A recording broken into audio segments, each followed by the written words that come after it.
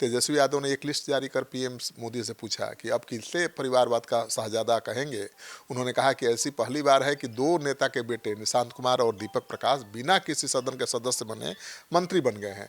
17 से ज़्यादा नेताओं के परिवार के लोगों को मंत्री बनाया गया है। 3 ऐसे हैं जो पूर्व मुख्यमंत्री के बेटे हैं।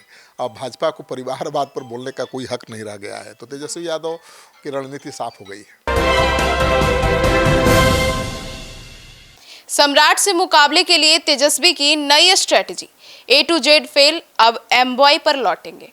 जिला से लेकर प्रखंड तक यादवों को देंगे जिम्मेदारी।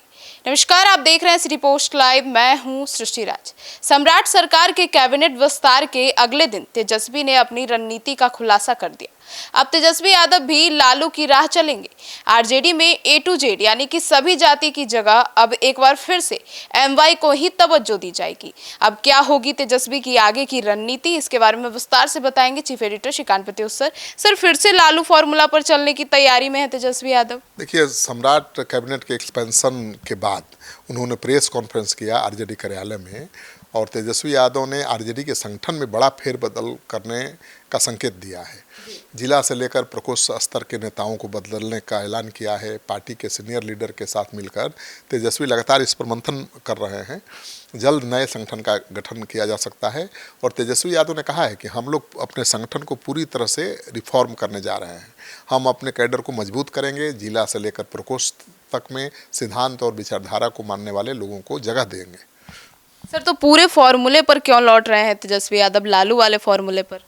देखिए, पुराने फार्मूले पर तेजस्वी यादव इसलिए लौट रहे हैं कि उनको समझ में आ गई है बात कि लालू जी से अलग लाइन लेकर वो कुछ कर नहीं सकते। 2024 के लोकसभा चुनाव और 2025 के विधानसभा चुनाव में तेजस्वी यादव ने कैंडिडेट सिलेक्शन में बड़ा फेरबदल किया था। लालू की रणनीति को छोड़ करके नई रणनीति अपनाई थी।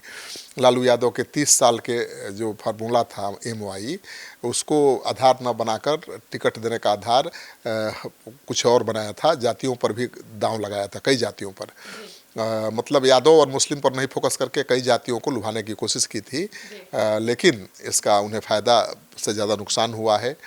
पार्टी 75 से घटकर 25 सीट पर आ गई है। 2024 के लोकसभा चुनाव में तेजस्वी यादव का कोयरी पर ज़्यादा फोकस था। लोकसभा के 40 सीटों में महागठबंधन ने 7 कुशवाहा उम्मीदवारों को टिकट दिया था। इनमें से 3 कैंडिडेट आरजेडी ने उतारे थे। इनमें से आरजेडी के 1 कैंडिडेट अभय कुशवाहा जीते थे। पार्टी ने इन्हें लोकसभा में नेता भी बनाया, लेकिन अब विधानसभा में ये प्रयोग सफल नहीं हुआ। सर, तो ऐसे में अब विधानसभा चुनाव में तेजस्वी यादव ने यादव के टिकट को कम कर भूमिहार और कुशवाहा कैंडिडेट्स की संख्या बढ़ा दी थी। हाँ, वही तो मैं कह रहा हूँ कि A to Z के फार्मूला अपना रहे थे। विधानसभा चुनाव के दौरान तेजस्वी ने यादव के टिकट को कम कर दिया, भूमिहार और कुशवाहा के टिकट ज़्यादा दिया, और इस चुनाव में यादव की संख्या को 58 से घटाकर 51 कर दिया गया था। भूमिहारों की संख्या 1 से बढ़ाकर 6 कर दिया गया था। कुशवाहा कैंडिडेट को 8 से बढ़ाकर 16 कर दिया गया था। इसके बाद भी भूमिहार और कुशवाहा दोनों का वोट बैंक आरजेडी में कम गया। 24% कुशवाहा ने महागठबंधन को वोट दिया, जो 2020 की तुलना में 3% कम है। तो उनको अब लग रहा है कि अब ये फार्मूला काम नहीं आने वाला। मतलब A to Z फॉर्मूले के कारण यादव और मुस्लिम वोटर्स भी राजद से दूर हो गए। बिल्कुल, तेजस्वी यादव के A to Z फार्मूले के कारण यादव और मुस्लिम वोटर्स आरजेडी से दूर हुए हैं। ये नतीजे बता रहे हैं। यादव बहुल जिले मधेपुरा की 4 विधानसभा सीटों में मात्र 1 सीट जीत पाई आरजेडी। अगर ओवरऑल कोसी की बात करें तो यहाँ की 13 सीटों में मात्र 2 सीट आरजेडी और 3 सीट महागठबंधन जीत पाया। यह इलाका कभी लालू प्रसाद यादव का गढ़ हुआ करता था। बिहार में मुस्लिम का सबसे बड़ा इलाका सीमांचल माना जाता था। आरजेडी से मोह भंग होने के बाद मुसलमानों ने MIM को नए विकल्प के तौर पर चुना। यहाँ की 24 सीटों में से 5 सीटों पर MIM की जीत हुई। 14 सीटें NDA के खाते में गईं। आरजेडी को इस इलाके से मात्र 1 सीट मिला। लालू यादव की 30 साल की राजनीति में आरजेडी को 31% मुस्लिम और यादव का सपोर्ट मिला। इसे मंदिर और मंडल के जवाब में MY समीकरण कहा गया। 1995 के विधानसभा चुनाव में लालू यादव के नेतृत्व में जनता दल ने 167 सीटें जीती थी, और यह MY फार्मूले की पहली बड़ी जीत थी।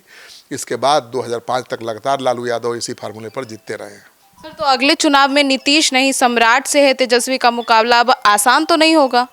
हाँ, तेजस्वी यादव की मुश्किल और बढ़ेगी मुझे लगता है, क्योंकि तेजस्वी यादव अब इस बात को अच्छे तरह से समझ गए हैं कि अगले चुनाव में उनका मुकाबला नीतीश कुमार से नहीं है बल्कि बीजेपी के सम्राट चौधरी से है।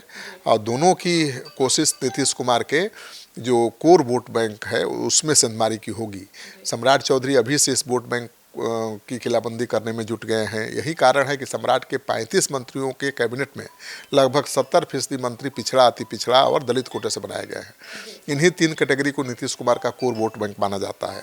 नीतीश की पॉलिटिक्स को आगे बरकरार रखने के लिए उनके बेटे निशांत कुमार को बिहार सरकार में मंत्री बनाया गया है। ऐसे में अब तेजस्वी की इस कोर वोट बैंक में सेंधमारी मुश्किल लग रही है। सर, तो हार के बाद एमवाई को ताकत देने से तेजस्वी क्या संकेत दे रहे हैं?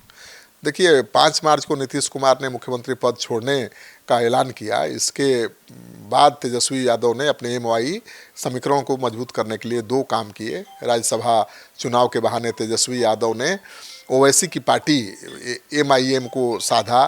14 मार्च को बिहार एमआईएम चीफ अख्तरुल इमान को मिलने के लिए बुलाया, समर्थन मांगा। अगले दिन 15 मार्च को इमाम की दावत इफ्तार पार्टी में शामिल हुए।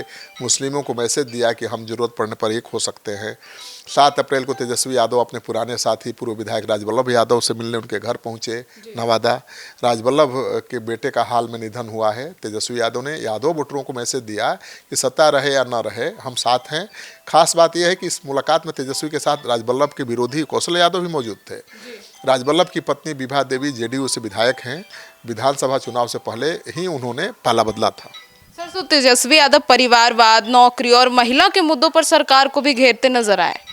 हाँ बिल्कुल, शुक्रवार को तेजस्वी यादव ने स्पष्ट कर दिया कि वो सरकार को उसी परिवारवाद के मुद्दे पर घेरेंगे जिसके सहारे बीजेपी उन पर हमेशा हमला करती रही है। तेजस्वी यादव ने एक लिस्ट जारी कर पीएम मोदी से पूछा कि अब किसे परिवारवाद का शहजादा कहेंगे। उन्होंने कहा कि ऐसी पहली बार है कि 2 नेता के बेटे निशांत कुमार और दीपक प्रकाश बिना किसी सदन के सदस्य बने मंत्री बन गए हैं। 17 से ज़्यादा नेताओं के परिवार के लोगों को मंत्री बनाया गया है। 3 ऐसे हैं जो पूर्व मुख्यमंत्री के बेटे हैं।